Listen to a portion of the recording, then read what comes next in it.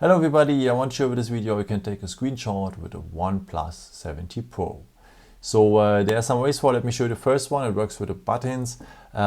We need the power button for and the volume down button. So if you press these both buttons now for the same time, you will have a screenshot.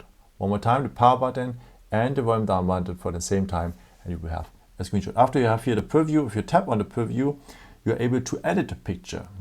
Like you can paint something inside, or you can also crop the picture if you want.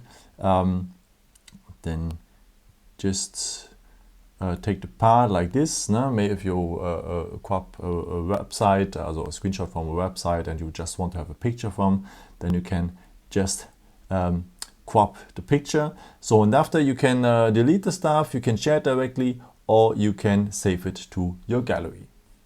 Okay, there's a second way to take a screenshot by just using the power button. Like as you want to off the phone, hold the button, the power button longer until you see that here, and then just tap here on screenshot and we will have a screenshot as well.